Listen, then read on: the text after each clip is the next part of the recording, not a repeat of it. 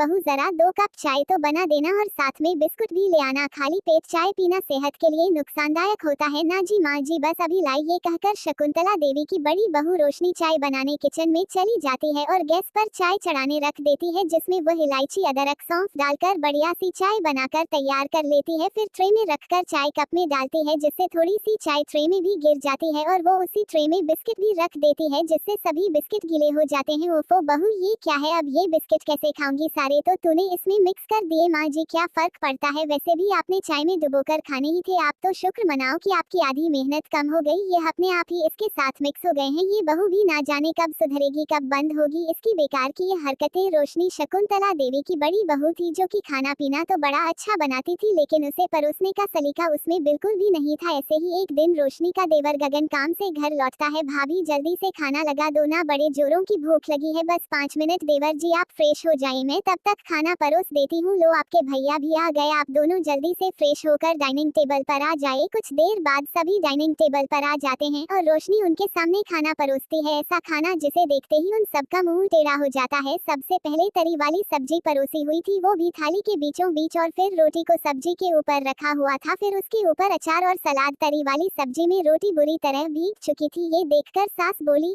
बहू ये कैसा गोबर जैसा खाना परोसा है, इसे देखते ही आधी भूख तो ऐसे ही मर गई। माँ जी अब आपने ऐसे भी तो रोटी को सब्जी और अचार के साथ ही खाना था, तो ऐसे ही खाओ, या वैसे क्या ही फर्क पड़ता है, आखिरकार पेट में जाकर तो सब मिक्स हो ही जाना है। बहू तू खाना तो अच्छा बनाती है, लेकिन परोसते वक्त ना उसका गुड़ गोबर कर देती है। और क्या बहू, खाने को जितने सलीके से सजाया जाए उस खाने में उतना ही मजा आता है। माँ जी मुझे तो ऐसे ही परोसना आता है, अब खा लीजिए, नहीं तो ऐसा ना हो रोटी ये सारी तरी सोख ले, फिर आपको सब्जी भी ना मिले। सास की बातों का भी रोशनी पर कोई असर नहीं होता। ऐसे ही समय बीतता है और एक रोज रोशनी के देवर के लिए अलीशा का रिश्ता आता है। फिर संडे वाले दिन वह सभी अलीशा के घर जाते हैं, जहां ढेर सारे पकवान उनके सामने बड़े ही सुंदर तरीके से परोसे गए होते हैं। वाह, इसे कहते हैं डेकोरेशन, देख तो सब चीज कितने अच्छे से सजाई है। देखते ही मुंह में पानी आ गया। तभी लड़की की माँ लता बोलती है, बहन जी यह सब मेरी बेटी ने अपने हाथों से लगाया है, जब सजा ही इसने इतने अच्छे तरीके से रखा है तो बना तो और भी अच्छा लेती होगी। वाह बहन जी, बड़ी गुणवान है आपकी बेटी। अब अलीशा भी सबको पसंद आ जाती है और फिर कुछ दिन बाद गगन और अलीशा की शादी हो जाती है। फिर शादी के अगले दिन, छोटी बहू आज तेरी पहली रसोई है, तो जो भी तुझे बढ़िया सा बनाना आता है वो तू बना कर ले आ, और बड़ी बहू तू तब तक घर समेट ले, शादी में सारा घर फैला पड़ा हुआ है। जी माँ जी। अब जेठानी घर की सफाई में लग जाती है और छोटी बहू अलीशा घर का खाना बनाने में। अलीशा रसोई में जाती है और खाना बनाने लगती है। 15 से 20 मिनट में उसका खाना बनकर तैयार हो जाता है, लेकिन उस खाने की डेकोरेशन में उसे पूरे 2 घंटे लग जाते हैं। वाह वाह, इसे बोलते हैं खाने की प्लेट। कितनी खूबसूरती से खाना परोसा गया है कि देखते ही दिल करता है सारी प्लेट चटकर जाऊं। कितना सुंदर डेकोरेट किया है। अब कम से कम हमें वह गोबर की तरह दिखने वाला खाना तो नहीं खाना पड़ेगा। देख बड़ी बहू ऐसे करते हैं खाना, सर सीख कुछ अपनी देवरानी से, हमारे तो भाग खुल गए जो ऐसी बहू अपने यहाँ है। ये सुनकर जेठानी का मुंह बन जाता है, लेकिन जैसे ही वह सब उसके हाथ का बना खाना मुंह में डालते हैं तो उनकी सारी उम्मीदों पर पानी फिर जाता है। क्या हुआ माँ जी, आपका मुंह क्यों उतर गया। तभी नंद धीरे से बोलती है, छी माँ ये क्या है, इतना कच्चा पक्का खाना। अरे बेटी, वो आज नई बहू पहली बार इस घर में खाना बना रही है ना, तो थोड़ा नर्वस हो गई होगी। ऐसा हो जाता है कभी कभार नई दुल्हनों के साथ, आज बिना कुछ कहे खा लो, नहीं तो उसे बुरा लग जाएगा। तुझे पता है मैंने तो घबराहट के मारे अपनी पहली रसोई में अपनी सास को जले हुए पराठे